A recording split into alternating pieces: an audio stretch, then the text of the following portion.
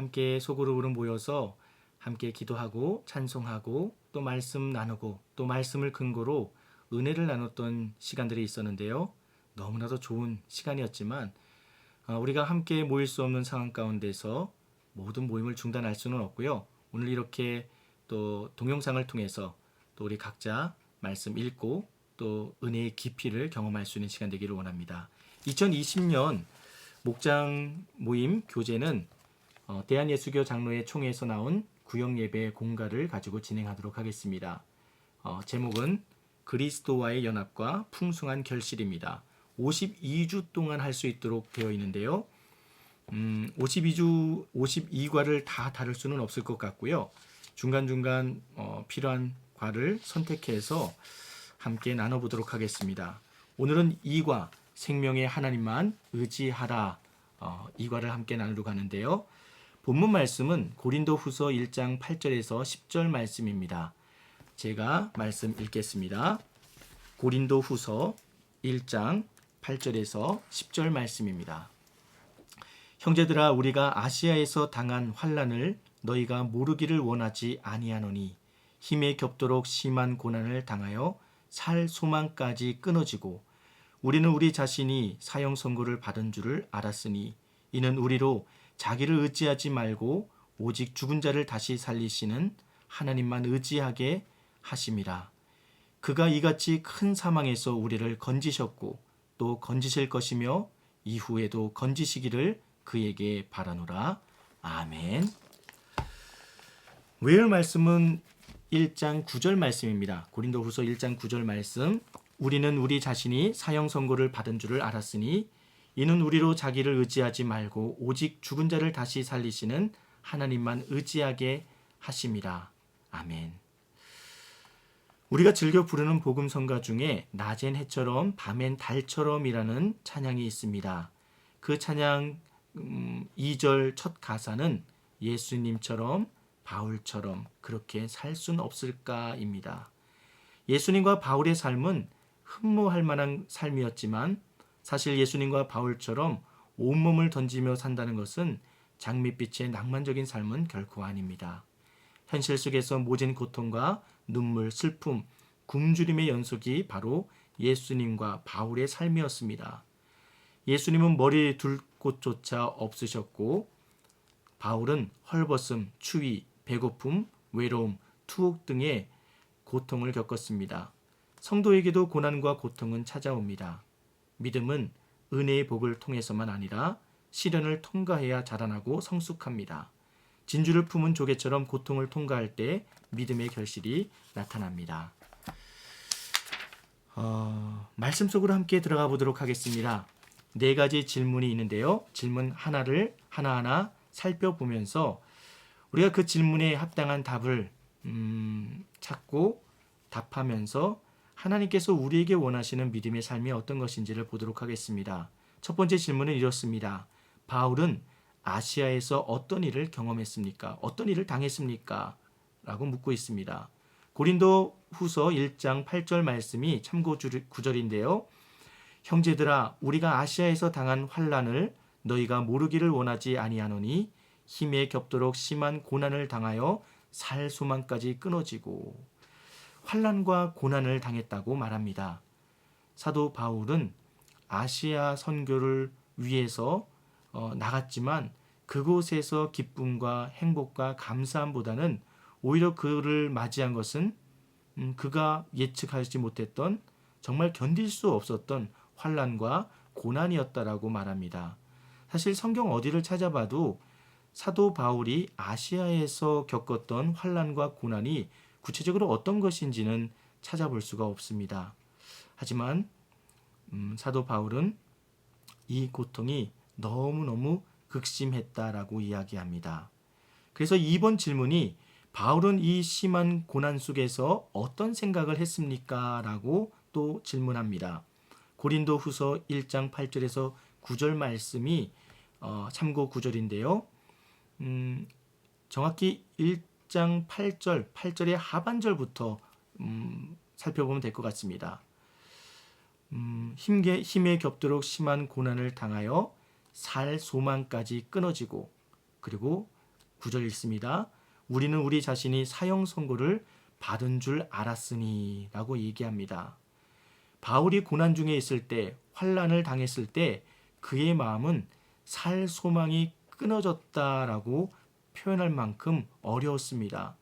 사형 선고를 받은 사형수어처럼 하루하루 그런 삶의 의미가 희망과 소망보다는 오히려 어둡고 두렵고 불안한 가운데 있었다라고 말하고 있습니다. 하지만 우리가 여기서 정말 주목해야 될 부분은 이렇게 환난과 고난에 빠져 있었던 사도 바울이 그 고난과 환난으로 인해서 그냥 낙심하고 낭망하고 좌절한 상태에서 끝을 이것이 끝이구나라고 그렇게 단정짓지 않았다는 겁니다. 3번 질문 한번 읽어보겠습니다. 그렇다면 사도 바울이 당하고 있는 이 고난의 의미, 환난의 의미는 무엇입니까? 라고 묻습니다. 1장 9절 하반절 말씀을 보면 우리로 자기를 의지하지 말고 오직 죽은 자를 다시 살리시는 하나님만 의지하게 하려 하심이라 라고 되어 있습니다. 하나님께서 왜 우리에게 고난과 환난과 어려움을 주십니까? 사도 바울은 이렇게 고백합니다. 우리로 내 자신을 의지하지 말고 오직 죽은 자를 다시 살리시는 오직 하나님만을 의지하도록 하기 위함이라고 말하고 있습니다. 극심한 고통, 너무너무 견딜 수 없는 아픔, 견딜 수 없는 상황입니다. 하지만 극심한 고통은 우리가 얼마나 무력한 존재인지를 일깨워 줍니다.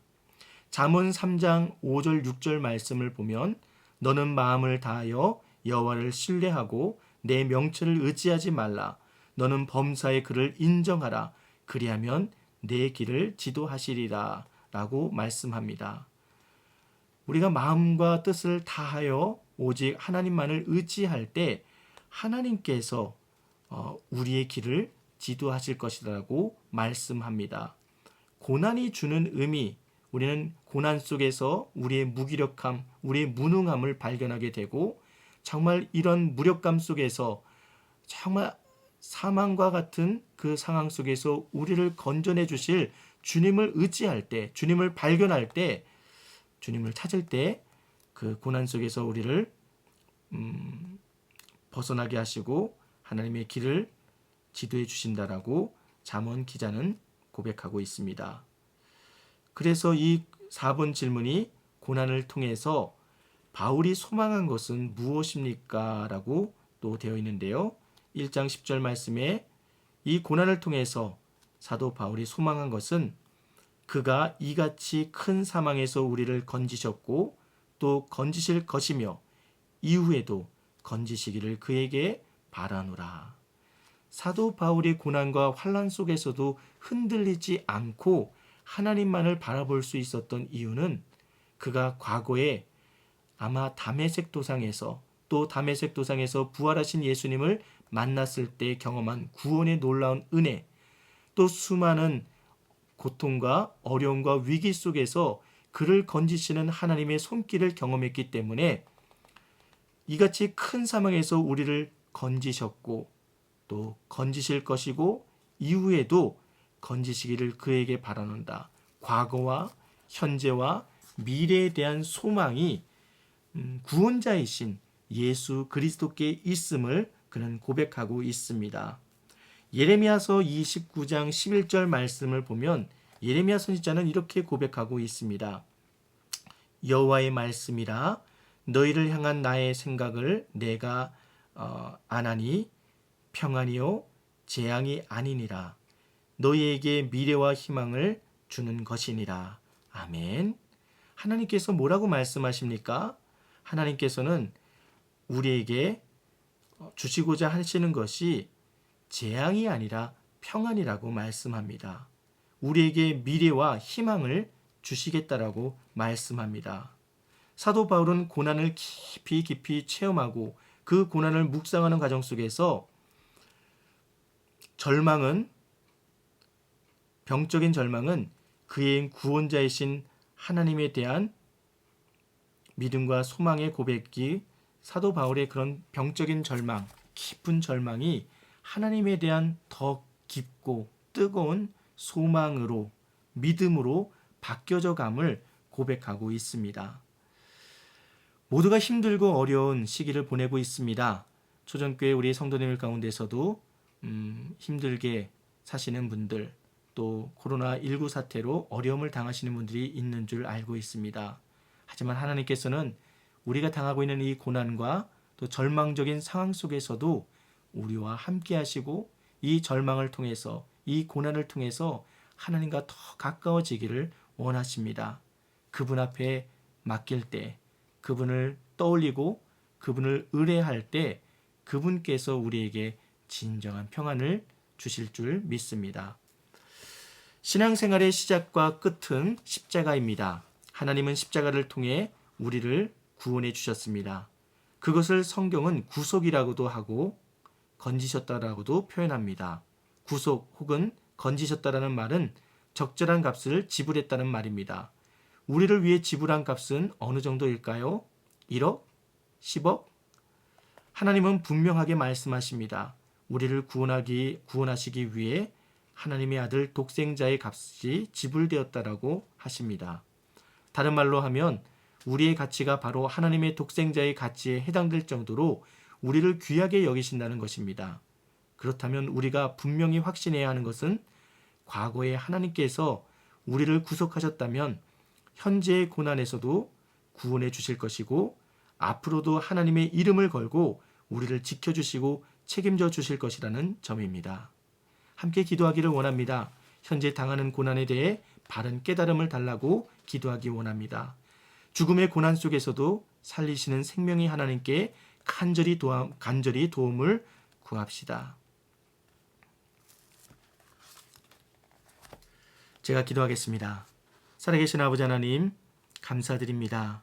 환난과 고난 속에서도 절망하고 낙담하고 살 소망이 끊어졌더라고 한탄하는 것으로 그의 삶을 마감한 것이 아니라 그 속에서도 우리를 구원하셨고 또 구원의 놀라운 계획으로 이끄시며 앞으로도 어떤 상황, 어떤 환경 속에서도 구원하실 주님을 신뢰하고 또 의지했던 사도 바울처럼 우리 또한 날마다 주님과 동행하고 또 주님을 발견하고 주님께서 약속하신 약속의 말씀을 의지하여 우리에게 주어진 어렵고 힘든 상황 속에서도 기뻐하며 감사할 수 있는 은혜를 더하여 주시옵소서. 우리 많은 성도들이 이 땅에 이 세상에 속하여 살고 있기 때문에 우리가 이 속에서 필요한 많은 것들이 있습니다. 하나님, 그 필요를 채워주시고자 간구하고 간절히 소망할 때 주님 우리의 기도를 들어주시고 채워주시옵소서. 응답하여 주시옵소서. 우리가 하루하루 살아가는 것이 오직 하나님의 은혜로 살기를 원하오니 하나님의 살아계심을 보게 하여 주시옵소서. 모든 것을 주님 앞에 맡깁니다. 존귀하신 예수님의 이름으로 기도합니다. 아멘.